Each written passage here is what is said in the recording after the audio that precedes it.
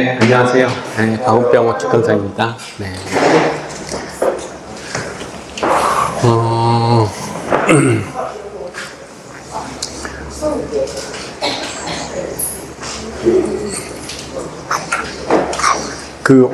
오늘은 내 이야기 하는 것보다는 질문에 대해서 좀 이야기를 할까 합니다. 첫 번째 질문은 이게 치료를 받으면 굉장히 피로하다. 그걸 호소하시더라고요. 근데 회복이 잘 안 된다. 그 이야기를 하세요. 우선 내가 피로한 이유는 첫 번째는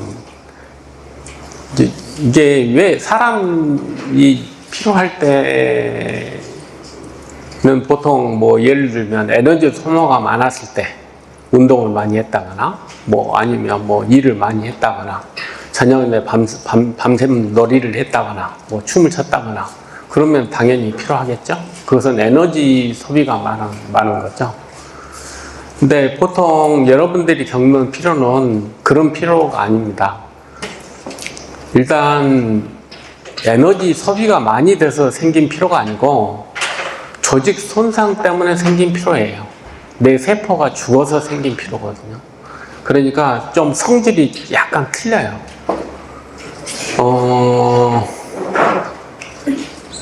제가 이런 비유를 많이 들어요. 내가 야생에서 내가 사슴이에요. 사슴인데 야생에서 다리가 부러졌어. 그러면 그 사슴이 생존할 확률이 얼마나 되겠어요?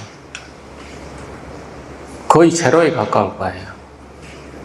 그러면 사슴이 살 수 있는 방법은 뭐냐면 피난처로 가서 빨리 가골을 만드는 거예요. 뼈가 아니고 가골을 만드는 건데 그래야만 조금이라도 쩔뚝거리면서 걸을 수가 있고 쩔뚝거리면서 걸어야지 밥을 먹고 또 하여간 피할 거 아니에요. 피할 수 있으니까. 그러면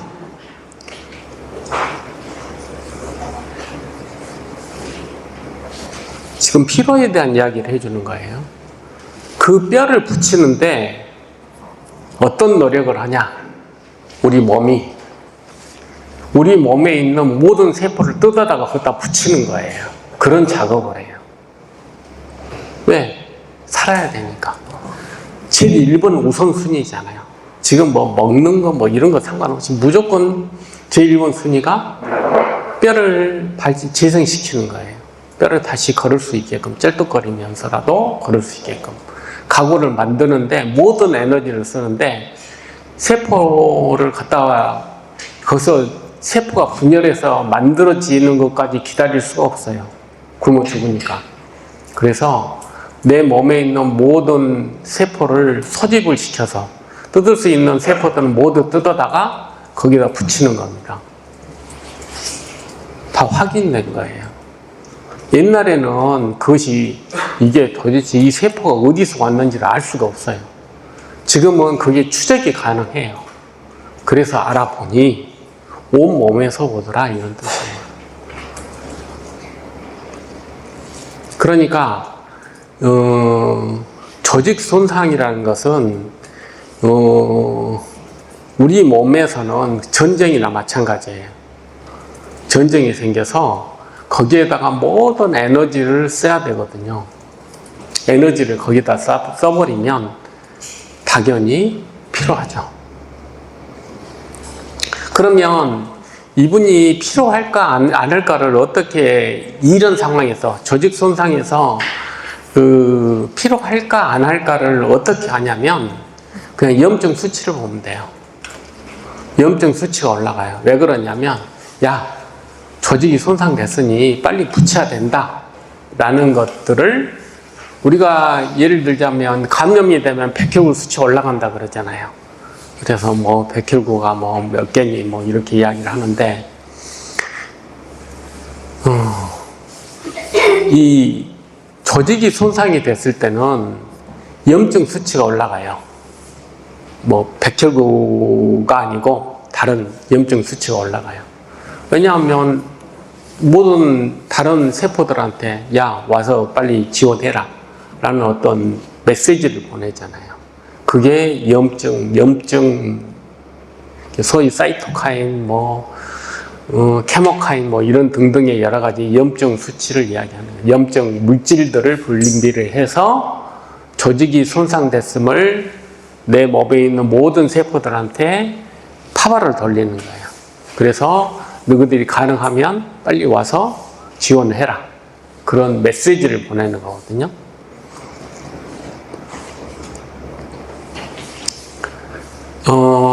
우리가 이것은 이렇게 이런 관점으로 보셔도 돼요. 예를 들자면, 우리가 놀랬는데 왜 얼굴이 하얘지지? 얼굴이 백지장처럼 되잖아요. 왜 백지장처럼 되는지 아세요? 내가 토끼라고 이번에는 가정을 해보세요. 내가 토끼, 근데 호랑이를 만났어. 호랑이를 만났는데, 호랑이를 만나면 실제로 호랑이한테 다 100% 토끼가 잡혀 죽는 게 아니에요. 실제로 호랑이가 토끼를 사냥해서 성공할 확률이 거의 10%대라고 생각하시면 돼요. 왜 그런지 아세요? 호랑이도 그렇게 하겠지만 토끼의 입장에서는 잘 도망가니까. 도망가면 못 잡잖아요, 호랑이가. 그러니까 백지장처럼 하얀 이유는 뭐냐면 생존에 문제가 걸려 있으면 위장으로 가는 혈류를 어디로 보내냐면 근육으로 보내는 거예요. 이게 백지장처럼 하얘지는 게 자연현상이에요. 왜냐하면 지금 위장 소화시키는데 거기다 피를 보낼 틈이 없는 거예요. 어디로 보내야 돼요? 사지로 보내야 돼요. 어차피 토끼가 사는 것은 간발의 차이거든요. 간발의 차이. 그래서 하얘지는 거예요. 우리가 공포에 이렇게 위험에 처해지게 되면 얼굴이 하얘지는 게 그 피를 어디로 보내야 되니까? 다리로 보내야 되니까. 그래야 간발의 차이로 생존하거든요. 이게 하얘지는 것은 내 생명을 유지하기 위한 한목적적인 행위예요. 그걸 잘 신경하는 거예요. 내 의지와 상관없어요. 그러니까 스트레스가 많으신 분들은 계속 호랑이하고 같이 사는 거야. 그러니 소화가 되겠어요? 당연히 안 되죠. 그런 내용이에요. 그러니까 그 점을 잘 이해를 한다면 우리가 다리 세포가 이렇게 파괴됐을 때는 얼마나 우리가 그 세포를 회복시키려고 노력을 하고 그것이 생존 우선순위잖아요. 살아야지 내가 죽으면 아무 소용없는 거니까. 살기 위한 모든 행동이 우선순위거든요. 그러니까 그 우선순위에 따라서 필요해지는 거예요. 왜? 그 활동하는데 에너지 쓸 수도 없잖아요. 회복시키는데 에너지를 써야 되잖아요. 그래서 필요한 거예요. 우리가 알 수 있는 건 염증 수치가 염증 물질이 많이 분비된다 이렇게 알고 있지만 염증 물질이 많이 분비가 되면 내가 지금 세포가 손상이 돼 있는 거고 세포 손상이 된 그것은 동일한 의미이고 더 정확한 의미는 세포가 손상이 됐으니까 빨리 회복을 시키기 위해서 모든 내 조직이 에너지를 그쪽에다 보내야 되기 때문에 다리에 힘이 없는 거예요. 회복시켜야 되니까. 그래서 우리는 그것을 필요라고 느끼는 겁니다. 그래서 염증이 있으신 분들은 되게 필요하죠. 왜? 에너지를 거기다가 써야 되니까. 근데 정양에서는 이게 왜 중요하냐면 그 신호를 보내는 애들이 정양이에요. 종양은 치유되지 않는 상처라고 표현을 할 정도로 조직 손상 신호를 걔들이 거의 독점해요. 그러니까 암 걸리신 분들은 요즘에는 그런 악액질, 카케시아, 예전에는 암의 상징이 뭐였냐면 피골이 상접해지는 게 그림 옛날에 상당히 오래전 이야기죠. 요즘엔 그런 분들이 좀 덜하긴 하지만 10년 전만 해도 그런 그림들이 많이 나왔어요. 실제로 그러신 분도 있고 피골이 상접해지는 게 나와요. 그게 무슨 뜻이냐면 암이 에너지를 다 가져가 버리는 거예요. 에너지를. 내가 방금 본 내용이 뭐였냐면 암세포는 에너지를 많이 가져야 되잖아요. 그러니까 혈관 주변에 암세포가 몰려있고 정상세포는 저기 산소도 별로 없는 그런 쪽으로 밀린다는 해부학적 소견을 이야기하는 논문이 있어요. 그게 뭘 의미하는 거냐면 순위를 이야기하는 거예요. 그런 애들, 세포를 많이 내는 애들, 종양이 그런 힘을 가지고 있다는 걸 내가 다시 한번 말씀드리는 거예요. 그래서 종양은 서열이 넘버 3 같아요. 제 생각으로는. 뇌, 심장, 그 다음 서열이 종양이에요. 그러니까 이제 이것에 대한 해결책은 뭐냐? 신호를 좀 줄여주면 되잖아요. 신호를. 그게 셀레나제죠. 그러면 종양의 에너지를 못 가져가요. 우리가 아바스틴 만드는 것 맞고 이런 것도 종양이 혈관을 통해서 뭐 에너지를 못 가게 하자. 뭐 이게 목적이잖아요. 셀레나제도 그게 못지않아요. 신호를 다 끊어버리는 거거든요. 종양이 내 몸에 보내는 신호를 셀레나제가 차단시켜버리면 걔는 에너지를 구하고 싶어도 주는 놈이 없는데 뭐 그러지 않겠어요? 이게 강력한 신호예요. 우리 이번에 어디 뭐 통신 불나니까 먹통 냈잖아요. 옛날 원시 시대로 들어가서 수기로 다 하고 뭐 그런 시대가 되죠. 똑같아요. 종양이라고 해서 별 수 없다 그 말이죠. 통신 안 되면 뭐 전화도 안 되면 손으로 가서 자기가 직접 가서 이야기해야 되잖아요.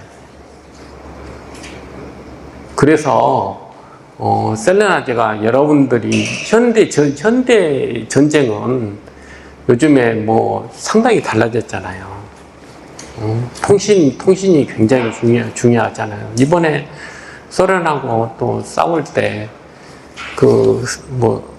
인공위성이 제공해 주니까 뭐 걔를 어디로 오는 거 다 알고 그래서 거기에 대처하니까 바로 이겼잖아요. 그런 거하고 똑같은 거예요. 그러니까 셀레나제의 힘은 암이 생성하는 에너지 탈취 신호를 차단시키는 작용도 한다. 이런 것을 이해를 하셔야 돼요. 아바스틴보다 저는 더 좋다고 생각해요. 저는 하여간 그래서 그걸 충분히 이용을 해서 우리가 다른 그것은 통신이니까 또 저하고 싸운 건 또 다른 이야기잖아요. 그러니까 이제 그건 또 해야 되겠지만 그래서 셀레나제는 굉장히 중요한 우리의 전략 무기다 라는 걸 말씀드리고 싶습니다. 그러면 내가 피곤하다 그러면 어떻게 거꾸로 생각해야 되겠어요? 셀레나제 더 먹어야 되는구나 라고 생각해야죠. 제 생각에는 훨씬 더 많이 필요한 거잖아요. 왜냐하면 그런 신호들이 계속 암세포들이 내고 있으니까 그런 신호 못 내게끔 셀레나제를 더 먹어야죠, 뭐. 그렇게 해서 내가 적어도 필요하지 않게끔 만드는 게 굉장히 중요하죠. 그 다음에 이제 운동도 이제 이야기하겠지만 첫 번째 질문이 그거였어요. 왜 필요한데 잘 안 가신다? 하여간 어쨌든 치료적 입장에서는 염증 수치를 낮추는 셀레나제를 저는 강력하게 권유한다. 답을 드리겠습니다. 그 다음에 또 궁금하신 게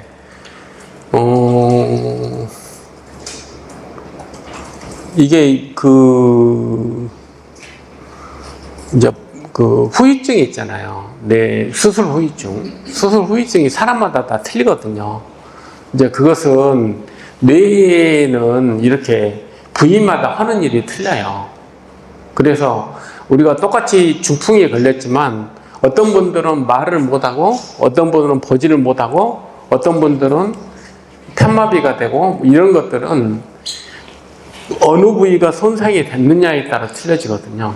그래서 그 점을 좀 이해를 하셔야지 내 수술 후유증이 어떤가 거기에 대해서 이해할 수가 있어요. 그래서 여러 가지가 있지만 하여간 전체적으로 하는 부위가 다 틀리다는 걸 이해하셔야 돼요.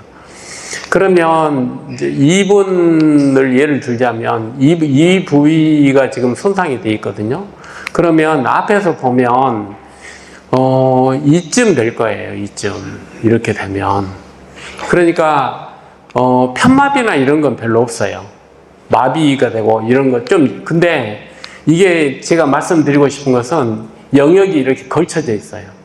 걸쳐져 있으니까 어떤 문제가 생기냐면 조금씩 뭔가 안 좋으신 거지. 그러잖아요. 기억도 조금 안 되는 것 같고 걷는 것도 뭔가 좀 하는 것 같고 왜 그러냐면 대부분 제가 보면 영역이 조금씩 걸쳐져 있더라고요. 그래서 이 영역이 완전히 소실되면 딱 눈에 드러나겠지만 조금씩 손상이 된 경우는 다 조금씩 그냥 좀 부족한 거예요. 그래서 이제 그런 점들을 좀 이해를 하고 또 하나는 한쪽이잖아요. 다른 쪽에서 보상작용을 해줘요. 기능이 좀 비슷하니까 보상작용을 해서 상당히 보상이 되기 때문에 겉으로 드러나는 손상이 생각보다는 이렇게 뇌의 사진을 보면 굉장히 큰 데미지를 입었지만 현실에서는 훨씬 더 약하게 증상이 나타나거든요. 이제 그런 걸 또 코멘트 해드리고 싶고, 그 다음 세 번째, 신체적 증상이 생기면 이제 좀 걱정을 하세요. 두통이나 이런 것들이 이렇게 생기고 그러면. 근데 양도르 침묵 보시면 거기 뇌 먹는 이야기가 나오거든요. 근데 살아있어요.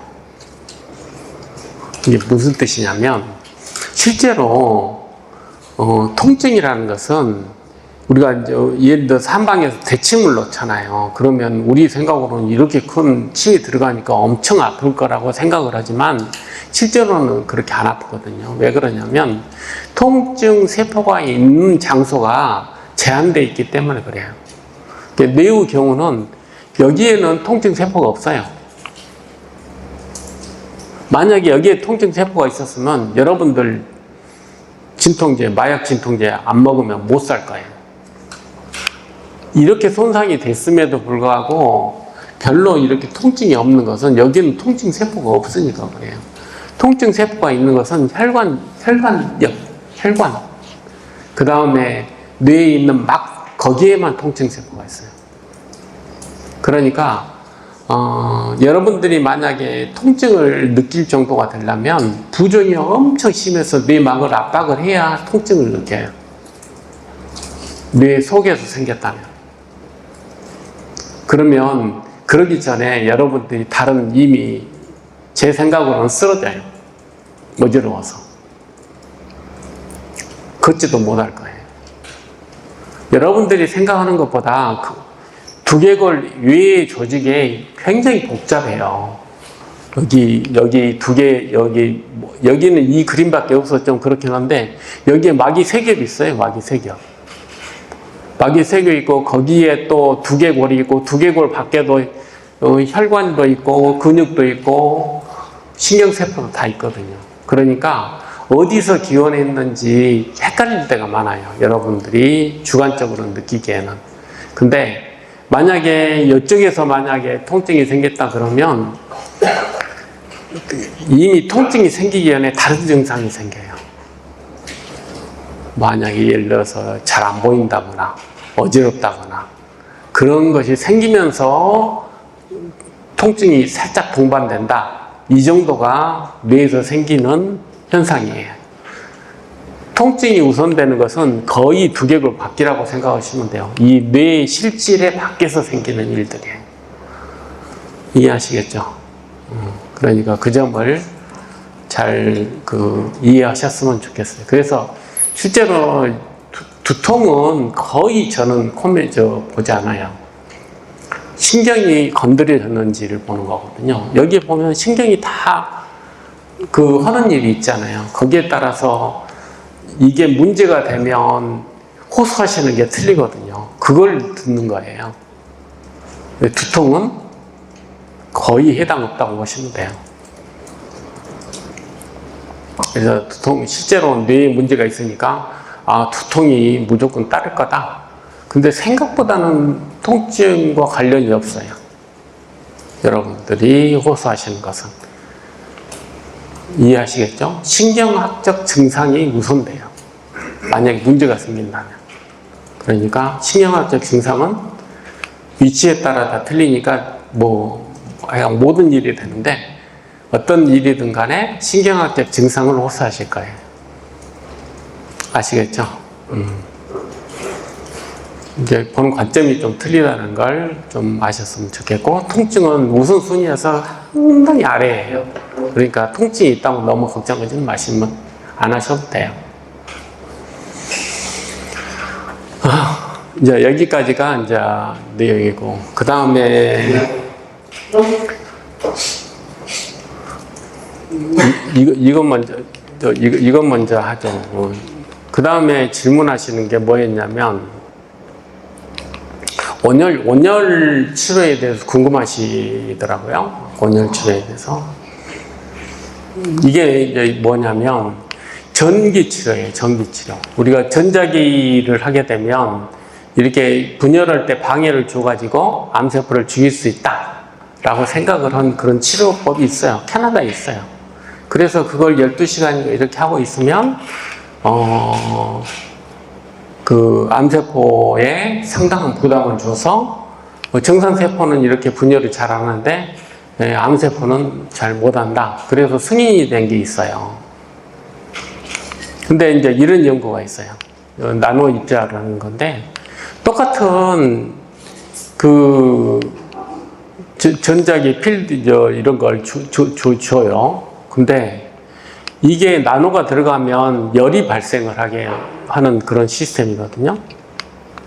내용이 뭐냐면, 그러니까 전자만 해갖고는 죽는 게 그렇게 유효하지가 않다는 거예요.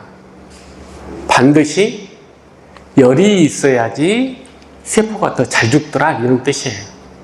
그러니까 전자기만 줘가지고는 이게 너무 힘들고 효율성이 너무 떨어진다는 거지. 열을 주면은 훨씬 더 잘 죽이는 거예요. 그래서 이제 그것에 대한 내용이거든요. 그러면 그분이 이제 헤르츠에 따라서 도대체 어떻게 봐야 되냐. 별로 중요하지 않다. 열을 내는 게 중요하다 이거예요. 열을 내는 게. 열을 내는 신호가 중요하지 실제적으로 헤르츠는 어떤 헤르츠도 상관없다. 그것을 지금 이야기하는 거예요. 파형은 상관이 없더라. 그래서 왜 듣냐? 얘들이 열을 주게 되면 스트레스를 주는 거예요. 암세포에다 스트레스를 주게 되면 모든 세포는 스트레스를 받으면 반드시 스트레스를, 우리가 스트레스 받으면 얼굴에 표시가 나잖아요. 세포도 똑같이 표시가 나요. 표시가 나는데 그 표시가 나는 걸 잘 죽이는 게 NK세포예요. 스트레스 받는 애들 전본 킬러가 NK거든요. 근데 스트레스 받았다고 다 죽이는 게 아니고 문제가 되는 애들만 죽이는 게 NK의 특징이거든요. 그러니까 열을 주게 되면 열받아서 문제가 열받으면 가는 거예요. 가서 이건 문제가 있네? 라고 생각하면 죽일 거예요. NK는. 그게 기본 기전이에요. 기본 개념이에요.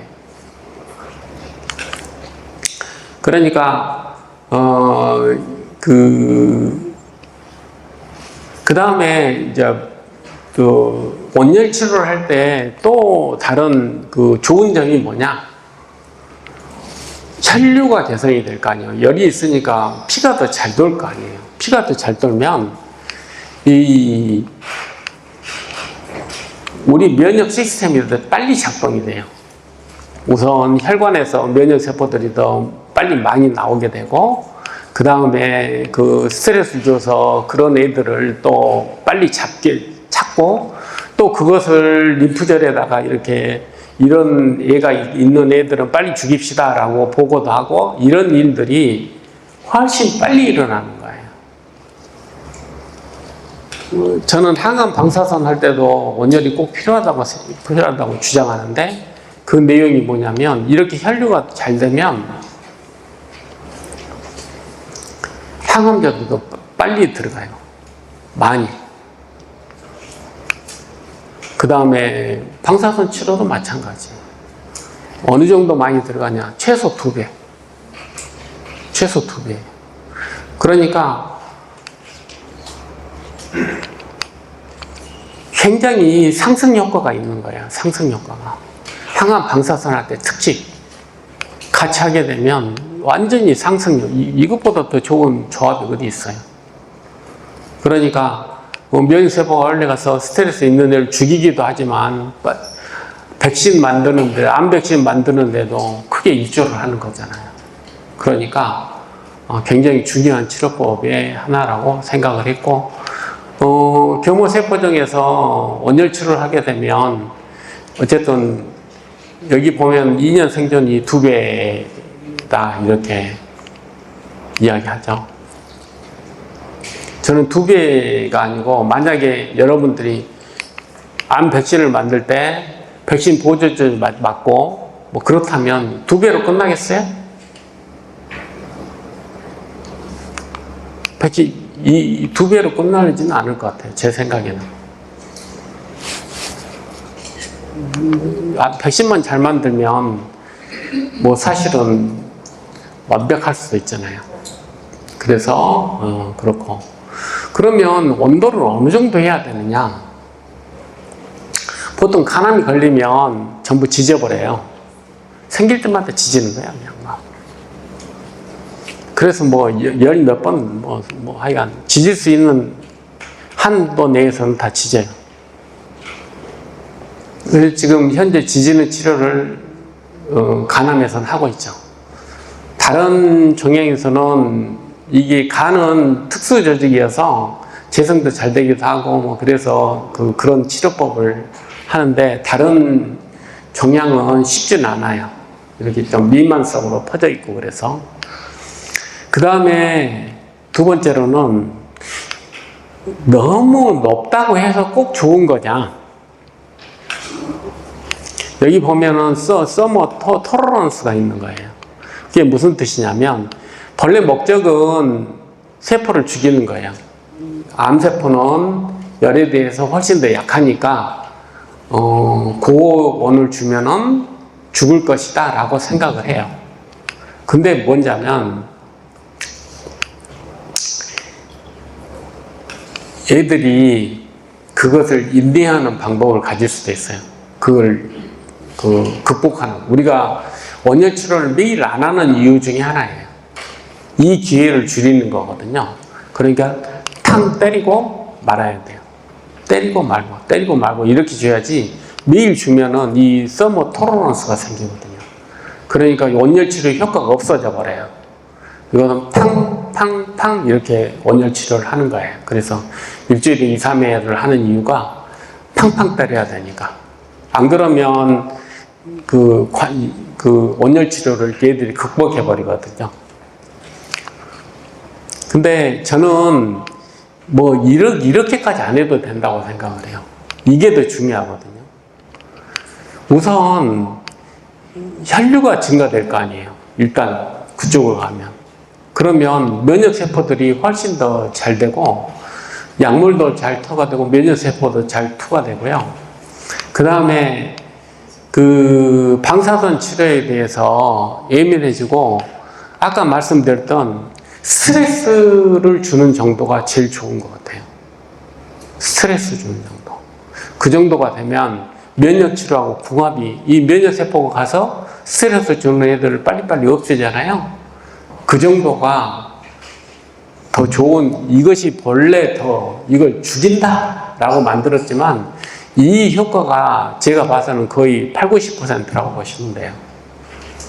그러니까 온도에 그렇게까지 민감하지 않으셔도 된다. 우리가 처음에는 혹시 모르니까 낮은 온도에서부터 시작하잖아요. 근데 낮은 온도에서도 충분히 효과를 낸다. 우리가 지금 이 온도를 어느 정도라고 생각하냐면 우리가 감기 걸렸을 때 만들어진 온도예요. 가장 생리학적인 온도예요. 감기 걸리면 우리 뭐 38도만 넘어가도 뭐 난리 오잖아요. 안 그래요? 아이고 38도면 큰일 났다. 뭐 이렇게 생각하잖아요. 근데 온열 치료는 보통 39도, 40도 이 정도까지 올라가거든요. 그러니까 그 대신 왜 나는 잘 못 느끼냐? 국소에서 생기니까 잘 몰라요. 전신 39도면 완전히 퍼져 있죠. 그래서 옛날에 초창기에 온열 치료기는 39도로 해가지고 몇 시간씩 하니까 다 퍼졌어요. 근데 그래가지고는 온열 치료가 안 되겠다. 그리고 이 기전이 밝혀졌어요. 이게 꼭 그 생리학적인 그 온열이 훨씬 더 일을 더 잘 시키는 어떤 구조다라는 걸 이해하게 돼서 옛날처럼 그렇게 높은 온도 뭐 죽여라 뭐 이렇게까지 올리지 않아도 충분히 효과를 갖는다. 이런 보고들이 계속 나와서 온도를 높이 올리는 것은 뭐 올려서 나쁠 건 없겠지만 내가 견딜 수 있을 정도면 그 정도의 온열이면 충분하다. 그것이 기본 방침입니다. 이제 그분이 질문하신 것 그냥 전자기만 써가지고는 좀 방법이 아닌 것 같고 저도 뭐 캐나다에서 만들었다 그래서 관심 있게 봤는데 저는 온열 치료가 훨씬 더 효과가 좋다고 생각을 했는데 이제 아까 말씀드렸듯이 그렇고 그 다음에 기계는 도대체 어떻게 해야 되나 뭐 이렇게 써야 되나 집중해야 되나 중요한 건 우리 보통 감염됐을 때 생기는 온열 정도의 열만 생기면 충분하다.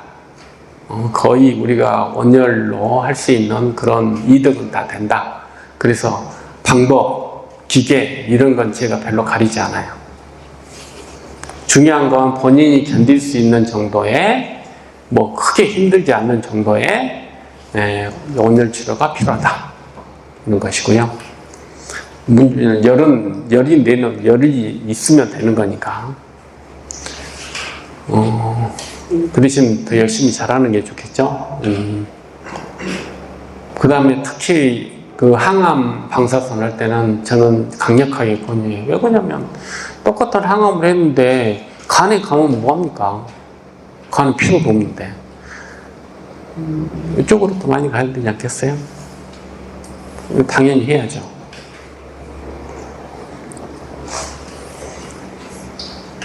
우리가 그 약물을 할 때는 부작용 때문에 대부분 제한점을 갖는데, 부작용이라는 게 뭐냐면 쓸데없는 조직에 가서 부작용이 생기는 거잖아요.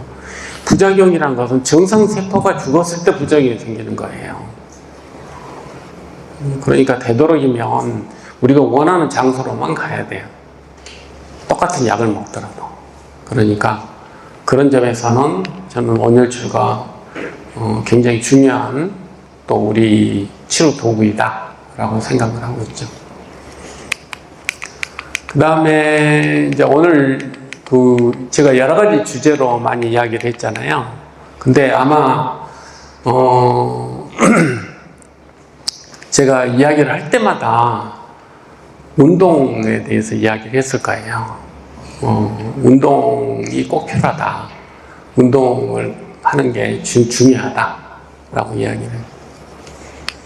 근데 운동의 효과에선 다른 것 제외하고 이것 하나 봐봅시다. 염증을 줄여줘요. 운동을 하게 되면. 여기 보면 뇌의 염증을 완화시켜준다. 이런 내용이 있어요. 이게 이제 치매도 운동을 하면 좋아진다. 이것에 대한 내용인데, 제가 치매센터에 가서 치매 환자 이렇게 이분이 약을 먹어야 되나 말아야 되나 이거 판별하는 일을 하거든요. 근데 물어볼 때 당신 기억력이 어떤가 그거 테스트 안 해도 그 사람 점수를 알 수가 있어요. 보통 MMSE로 점수를 아는데, 점수를 알 수 있는 방법이 뭔지 아세요? 운동 몇 시간 하세요? 보통 80 몇 세 넘어가신 분이 30점 만점인데 30점 맞기 쉽지 않거든요. 근데 30점을 맞아요. 그래서 뭐 하세요? 그랬더니 저는 걷기하고 수영하고 있어요. 30점 만점이에요. 이게 뭘 의미하는 거냐면, 여러분들이 운동 그러면 운동이 도대체 그렇게 중요한가? 라고 생각을 하시겠지만, 우리가 나이가 들면 근육이 녹잖아요. 근육이 없어지잖아요. 그러면 호르몬이 없어지는 거예요. 호르몬이. 이것이 지금 호르몬이에요. 호르몬이 없어지게 되면 치매가 오는 거예요. 방법이 없잖아요. 호르몬이 안 나오면 치매 생기는 거지 그러니까 근육이 중요한 거거든요. 요즘에는 그런 이야기 많이 하잖아요. 치매 예방 제일 좋은 방법? 운동밖에 없어요. 제가 봐서는. 그러니까 그러면 뇌종양하고 운동은 도대체 뭔 상관이냐? 여기 이제 그림으로 아주 잘 해놨더라고요. 우리가 교정이 생기게 되면 여러 가지 면역 치료도 하고 항암 방사선 치료도 하거든요. 근데 운동을 하면 아까 온열하고 똑같아요. 혈류가 좋아지잖아요. 그럼 약이 잘 들어가요. 기회가 많아지잖아요. 운동을 해서 돌리면 당연히 뇌로도 많이 가니까 당연히 조금 약이라도 더 많이 들어갈 거 아니에요. 그러니까 우선 약의 부작용도 덜하고 약발이 더 잘 들어요. 이건 이제 설명을 하는 건데, 항암 방사선을 하게 될 때 이제 뇌에는 여러 가지 좀 특징이 있어서 특징이 있죠. 이제 면역 억제가 특징이에요. 약물이 잘 안 들어가는 것도 특징이지만, 기본적으로 뇌는 면역을 억제하는 기관이에요. 왜냐하면 만약에 이 신경에 만약에 자가 면역 질환이 생기면 진짜 힘들어요. 몸이 다 굳어버리니까. 그러니까 면역을 최대한 억제시키는 기관이거든요. 그래서 좀 어려운 점이 있죠.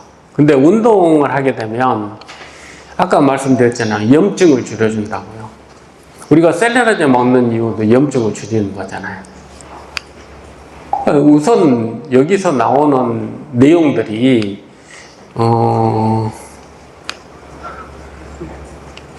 우선 면역세포들이 더 많이 들어갈 거 아니에요. 우리가 NK는 많이 필요하거든요. 그런 애들이 운동을 하게 되면 일단 더 많이 들어가요. 그 다음 셀레나제 먹은 것처럼 항염작용을 이렇게 해주거든요. 그러니까 이것만으로도 운동은 그냥 얻어먹는 거죠. 뭐 어쨌든 많이 들어가니까 내성도 줄여주고, 왜냐하면 정상세포에 들어갈 기회는 또 줄이거든요. 그래서 그 다음에 제가 쭉 읽어봤는데, 예를 들면 이런 것들이 있어요. 여기 보면 VEGF가 있는데, VEGF라는 게 요걸 줄이는 게 아바스틴이잖아요. 근데 운동을 하면 VEGF 올라가는데 이거 괜찮냐? 뭐 이런 이야기도 하고, 인터루킨 6 이런 것들도 되게 염증을 일으키는 물질로 돼 있거든요. 그러니까 이런 것들이 자꾸 언급되면 이게 괜찮을까? 라고 했는데, 현실에서는 다 반대로 작용해요. 뇌에서는. 그러니까 옛날에는 이런 생각도 했어요. 우리가 비비비가 파괴되면 약물이 더 잘 들어가고 약효가 더 잘 나오지 않을까? 라고 생각한 적도 있어요. 근데 어떤 문제가 생기냐면, 이게 잘 들어가잖아요? 그러면 걔들이 다 줄기세포로 다 변해버려요. 우리가 무서운 것은 암세포가 무서운 게 아니고 암줄기세포가 무섭거든요. 근데 비비비가 파괴돼가지고 약이 그냥 흘러 들어가잖아요? 그럼 애들이 다 줄기세포로 가가지고 혈관 옆에 딱 붙어있네? 그럼 재발이잖아요. 그래서 모든 레포트가, 최근에 나온 모든 레포트는 뭐냐면, 비비비를 빨리 회복시켜야 된다. 그렇지 않으면 이건 무조건 재발이다. 그것이 기본 개념이에요. 그러니까 아바스틴은 프라이머리에 잘 안 써요. 효과도 없고. 다 재발했을 때 어쩔 수 없이 너무 많으니까 그것을 좀 줄여보자 라는 약물이지, 실제적으로 아바스틴이 현실에서는 빨리 회복시키는 것, 빨리 혈관을 회복시키는 게 훨씬 더 중요한 개념이라는 이야기예요. VEGF를, 그러니까 회복이 되면 VEGF도 안 나와요. 이미 회복됐으니까 VEGF 나올 일이 없잖아. 이해하시겠어요? 그러니까 혈관을 빨리 만들어서 딱 세팅을 시켜놔야지 재발을 안 한다는 거예요. 이해하시겠어요? 그러니까 개념이 그런 개념이에요. 그래서 지금은 막 비비비 파괴는 무조건 안. 근데 비비비 파괴에 우리가 알 수 있는 게 뭔지 아세요? 뇌부종이잖아요. 뇌부종으로 우리나라 비비비가 파괴된 것은 부종으로 알거든요. 그럼 내 머리는 부종이 있으면 돼요, 안 돼요? 무조건 없어야 돼요. 무조건. 이유를 뭐 따지지 마세요. 부종은 무조건 없어야 한다 라고 생각하세요. 근데 스테로이드 많이 먹어가지고 없애지 마시고 늘 말씀드리지만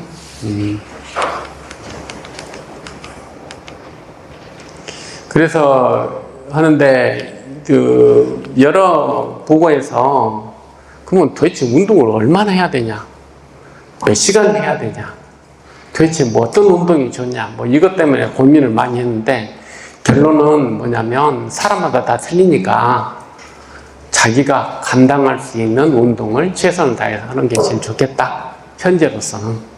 앞으로는 그 사람한테 어떤 운동이 얼마나 필요할지를 AI가 알려주겠지만, 현재로서는 자기가 움직일 수 있는 한 최대한 움직여서 운동을 하는 게 좋겠다. 제가 말씀드린 최선이라는 것은 뭐냐면 내가 할 수 있는 한이래요. 할 수 있는 한. 이해하시겠어요? 내 몸이 진짜 도저히 이건 못하겠다. 이걸 하라는 게 아니고 내가 할 수 있는 한. 그러니까 이제 그래서 저는 하여간 저희 병원에 오시면 되게 물리치료 무조건 하게 하잖아요. 그때라도 해야 되니까. 그래서 계속 물리치료도 하면서 또 내 개인적인 운동도 하는 게 굉장히 중요하다라는 걸 말씀드리고 싶어요.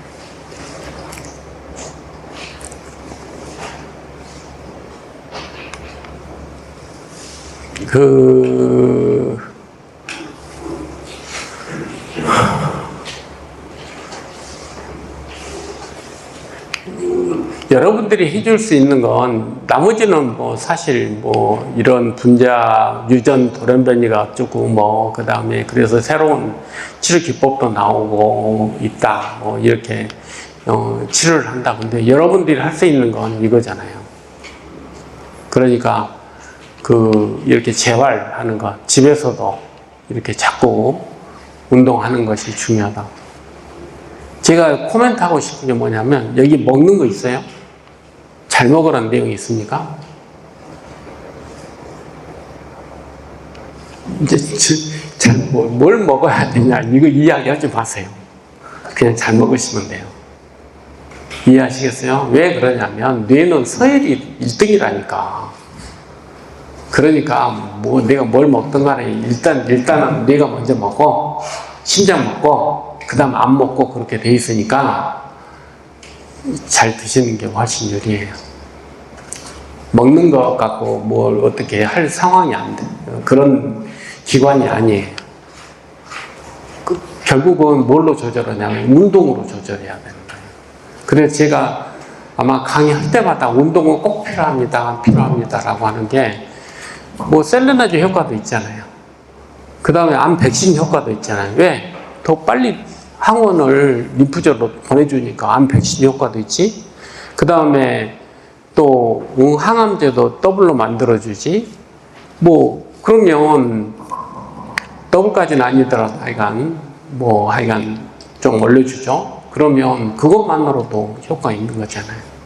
그러니까 먹는 것보다는 운동하는데 훨씬 더 힘을 쓰셔야 돼요.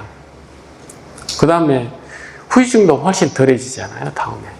그러니까 운동, 특히 뇌종양의 경우는 운동이 진짜 중요하다. 네, 그걸 말씀드리고 싶습니다. 그럼 질문이 이제 다 끝난 것 같긴 한데. 네, 됐죠. 그래서 지금 몇 가지 질문 받았는데, 하여간 그런 내용이어서. 피로 문제. 피로는 하여간 염증 때문에 그러니까, 가능하면 하여간 운동해서 피로를 줄이고, 그 다음 두 번째로는, 안 되면 셀루나이트 드시고 열심히 더.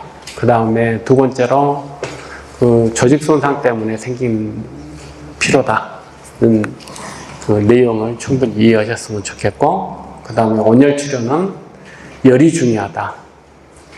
어떤 기계가 중요한 게 아니고, 열을 올리는데, 열이 올리는 게 별로 기계가 중요하지 않는 이유가 뭐냐면, 올리는 온도 범위가 그렇게 높지 않아도 되기 때문에 그래요.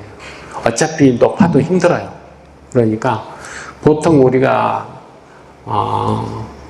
고열이라고 생각하는 그 정도의 올을 국소적으로만 주면 되는 거예요. 국소적으로 만들어주면 되니까 지금 여러 가지 기계를 사용하지만 저는 그 기계가 다 충분하다. 목적을 다 충분히 달성할 수 있다. 이렇게 생각을 하고 있고요.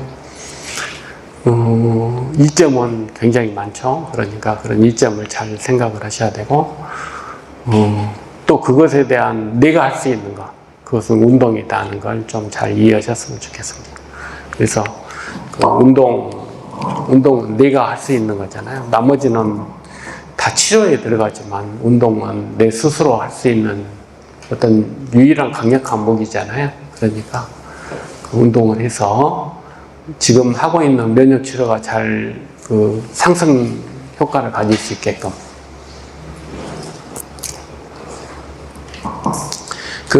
이번 11월에 에스모 유럽 암학회에서 피정 교수 팀이 이전에 제가 발표했던 거 그거 발표할 거예요.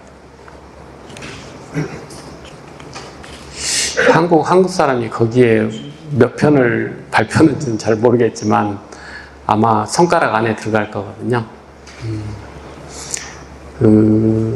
그리고 국가과제를 이번에 선정됐어요. 그래서 20억 받아서 2년 안에 임상 준비를 다 마쳐라. 임상을 하려면 GMP 내에서 다 해야 되거든요. 근데 그것 하는데 아무리 빨라도 2년 걸리거든요. 그 다음에 독성 검사까지 다 해야 되거든요. 그러니까 독성 검사할 때 보통 6개월, 7개월 막 걸려요. 그러니까 우리가 아무리 서둘러도 2년은 걸리거든요. 자, 그럼 2년까지는 여러분들 잘 살아 계셔야 되고 그러면 다시 임상하면 우리 100%잖아요. 그 다음에 이제 그걸 말씀드리고 싶고. 뭐 질문 위주로 해서 내가 강의를 했기 때문에 뭐 질문이 또 있을 것 같지 않은데 혹시 또 그래도 더 궁금하신 게 있으시면. 네. 부종이 생기는 원인이 어떤 거예요? 혈관 파괴. 네? 혈관 파괴 염증. 염증. 되게 조직이 손상이 되면 혈관도 같이, 모세 혈관은 다 있잖아요. 그러니까 혈관도 같이 파괴돼요. 그러면 거기서 이렇게 되고, 염증이 되면 아까 말씀드렸듯이 면역세포가 나오고 그러려면 이 내막세포가 이렇게 헐거워져요. 그러면 진물이 나오거든요. 그래서 염증이 있는 경우에는 감염이 됐을 때, 그럴 때도 면역세포가 나와야 되니까 이게 헐거워지거든요. 그럼 부종이 생기죠. 그러니까 근데 우리는 그건 별로 바람직스럽지 않거든요. 면역세포만 딸랑 나오면 제일 좋잖아요. 부종을 없애는데 얼마나 걸릴까요? 그건 이제 병변의 범위 이것에 따라서 그 다음에 수술하고 나서 어느 정도 뭐 이런 것에 따라 좀 틀려지는데 제가 봐서는 뭐 다른 건 몰라도 부종은 잘 없어지던데 줄이더라고요. 지금 새를 안 드신 분 꽤 되잖아요. 이제 없다는 이야기거든요. 부종은 없이 이제 왜냐하면 면역세포 나오는 건 좋은데 아까 이야기했듯이 쓸데없는 것들이 너무 많이 나와요. 그 진물 속에 그게 너무 많아서 지금 별로 바람직스러워요. 우리가 예를 들자면 조직이 파괴되잖아요. 그러면 진물 치료라는 것도 있어요. 진물을 빼가지고 거기에다 넣어주면 훨씬 회복이 안 된다. 뭐 이런. 그래서 뭐 관절염이나 이런 데 사용도 하기는 하는데 우리는 종양부지에 그런 게 너무 많이 있으면 성장인자 이런 것들이 너무 많이 있거든요. 그러니까 없었으면 좋겠죠. 종양이 애들이 그걸 가져가면 안 되니까. 그래서 실제적으로 뭐 면역세포 나오는데 좀 실제로 이렇게 버려졌다고 나오는 게 아니에요. 온열 때문에 나오는 거예요. 면역세포는 절대 이 버려졌다 그래서 이게 아미바처럼 내막세포가 있거든요. 내막세포가 있으면 아미바처럼 그걸 끼워서 몸을 변형시켜서 나와야 되거든요. 그게 좀 벌어졌다고 나오는 게 아니에요. 그러면 그 변형을 해서 하려면은 고리를 걸어야 돼요. 그 고리를 거는데 열이 있어야 고리가 걸어져요. 그래서 온열 치료가 필요한 거예요. 그래서 염증이 이렇게 다치고 그러면 그쪽에 이렇게 열이 생기는 게 거기에 있는 지방을 태워서 면역세포 끌어내려고 그걸 하는 거거든요. 그러니까 부종하고 면역세포 나오는 것은 별 관계 없어요. 면역세포 나오는 건 고리를 걸어야만 빠져나올 수 있어요. 근데 그걸 하려면 열이 있어야 돼요. 그래야지 거기에 표면에 있는 단백질이 변형이 되거든요. 변형이 돼서 고리가 만들어져요. 그 고리를 타고 고리를 걸어서 나오는 거거든요. 그 흉손에 면역세포가 나온다고 그러잖아요. T세포. 그러니까 여기를 따뜻하게 하거나 뭐 그러면 일단 제 나이면 흉선 없어요.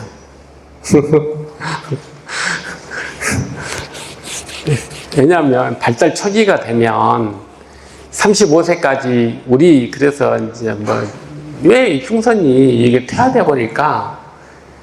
흉선을 만들 때 걔들 생각은 35세까지 살리면 됐다고 생각은 같거든요.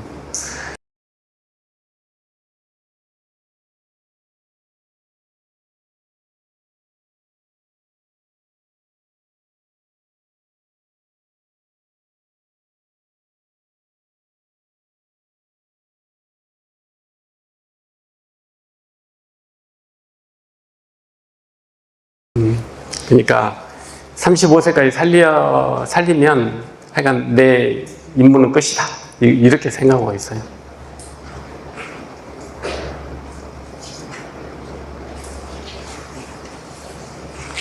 이제, 네. 그 우려할 때 적당한 그 시간은 어느 정도예요? 시간은 특정 온도만 올라가면 돼요. 그래요? 그러니까,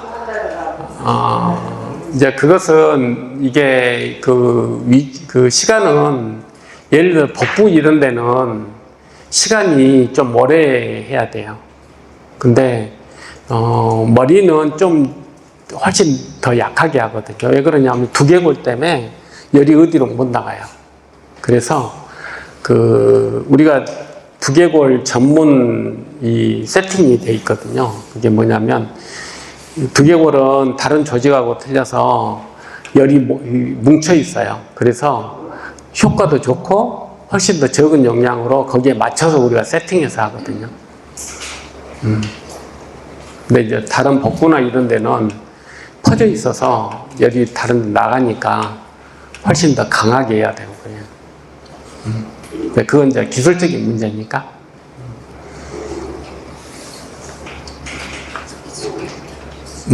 네.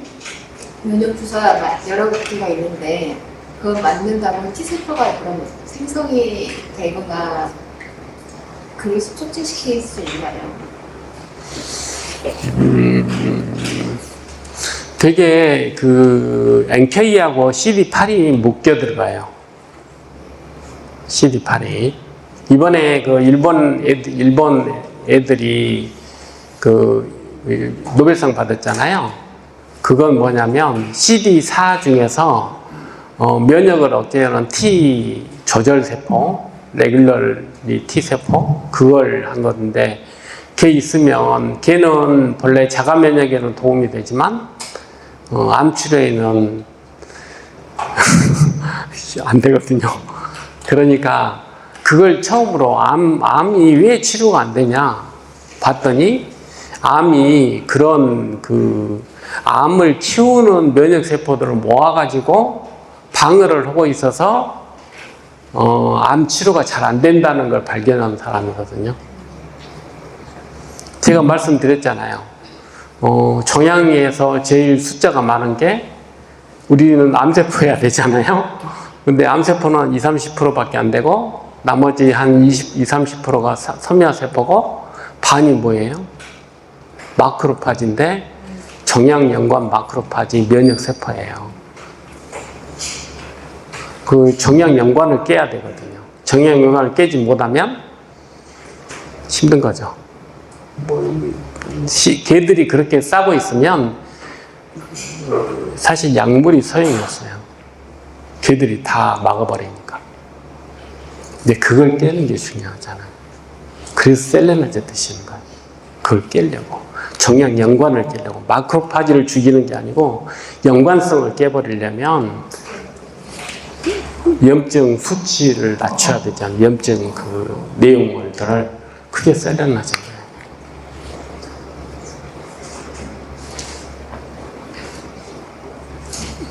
이해하시겠죠? 그다음 CD4나 8이나 이것은 CD4는 사이토카인을 분비하는 걸 목적으로 하는 애예요. 걔들은 쉽게 말하면 바람잡이 세포고 실제적으로 암세포를 죽이는 애는 CD8이에요. 세포 독성. 그 세포 독성은 T세포 중에서 CD8만 세포 독성을 갖고 있고 NK세포만 세포 독성을 갖고 있어요. 세포 독성이라는 것은 킬러 세포다 이거예요. CD4는 킬러 세포가 아니에요. 그리고 걔들이 내는 건 뭐 좋은 것도 있지만 나쁜 것도 많아서 나는 별로 좋아하지 않아요. 왜냐하면 걔들이 쓸데없이 뭐 신호 내면 싫으니까 그냥 나는 가만히 있었으면 좋겠어요. 그거 가만히 있게 하려고 지금 셀레나질 먹고 있는 거잖아요. 너는 가만히라도 있어. 너는 가만히 있는 게 나를 도와주는 거다. 이런 내용이니까. 그래서 우리는 세포 독성만 사실 필요해요. 그러니까 그냥 뭐 암세포만 죽이고 싶지 뭐 그렇잖아요. 그러니까 그러니까 면역 치료가 조금 그 개념 일반적인 면역하고 좀 개념이 틀려서 특히 암 면역은 좀 약간 말씀드린 종양 연관이 많아가지고 그것을 이해를 못하면 이 면역 치료가 안 되거든요.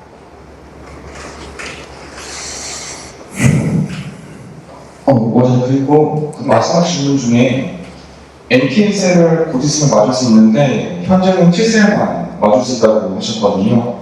T셀에 대해서 그게 뭐냐면 지금 넉십자에서 만드는 인면셀은 사이토카인 CIK라 그래요. 그러니까 CD4가 내는 그런 사이토카인을 넣어가지고 면역세포를 키운 그런 밖에서 이렇게 키운 거거든요. 그러니까 거기는 T세포가 주로 많이 있어요. 그리고 옛날에는 T세포를 많이 주면 이제 그 전에는 어떤 치료를 했냐면 사이토카인을 주면 해결되지 않을까? 그 면역세포 막 해서 암세포 잡지 않을까라고 해서 사이토카인을 몽땅 준 여러 시도들이 있는데 다 실패했어요. 그래서 나온 게 세포치료예요.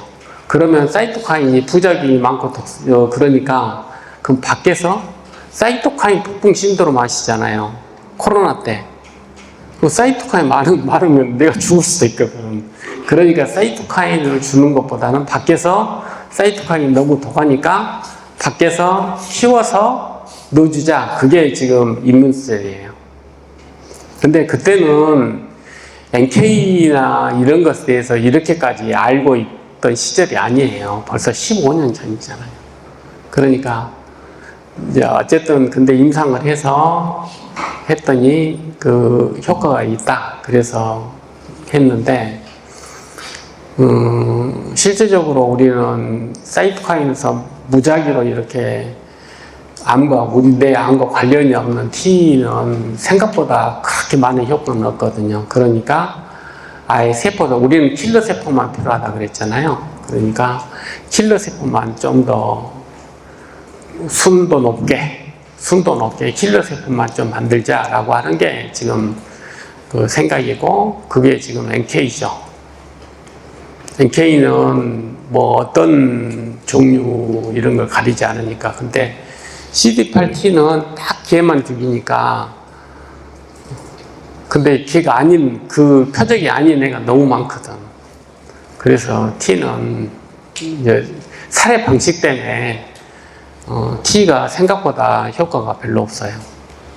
표적이 있는 애만 죽이는데 암세포 중에 그 표적을 갖고 있는 것은 이제 표적이 암 종류의 암의 이질성 때문에 그러거든요.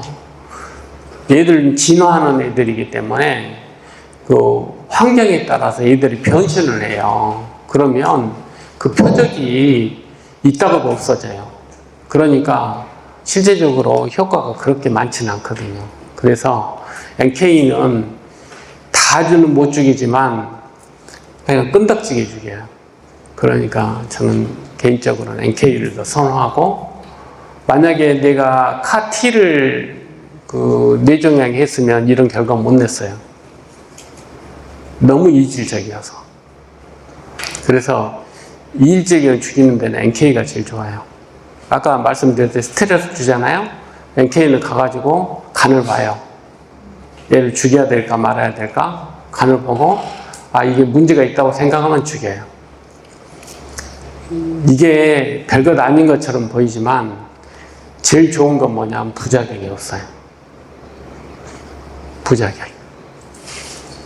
부작용 없으면 없다는 이야기는 반복적으로 계속 사용할 수가 있다는 거예요. 보통 사람들이 T는 메모리가 있으니까 좋다고 생각해요. 그지? 근데 메모리 있는 건 별로 좋지 않아요. 약은 딱 자기 할 일만 있고 빠져주는 게 제일 좋거든요.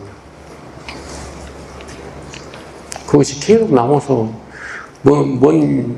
제일 대표적인 게 뭔지 아세요? T렉을 만들어요. 세포 독성이 된 다음에는 반드시 렉을 만들게 돼 있어요. 렉이 되려면 세포 독성이 되어진 다음에 만들어져요.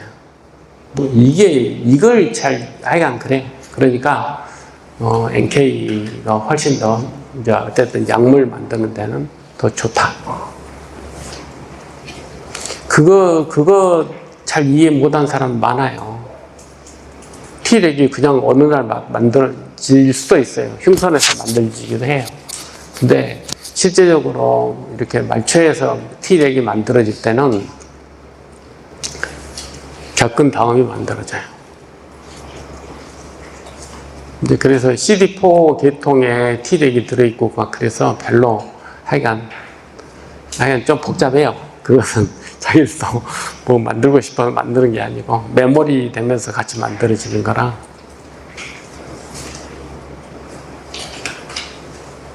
이제 브레이크도 같이 만드는 거거든요. 메모리를 하면서 브레이크도 같이 만들어놔서 상황이 야차하면 브레이크도 걸어야 되기 때문에 그런 일을 하는 거. 지금 훨씬 복잡하고 효율적이지 않은 것 같아요. 제가 봐서는. 우리 목적된 행동은 훨씬 더 강하게 해야 되거든요. 네. 또. 예. 그러면 오늘 이걸로 강의를 마치겠습니다. 감사합니다.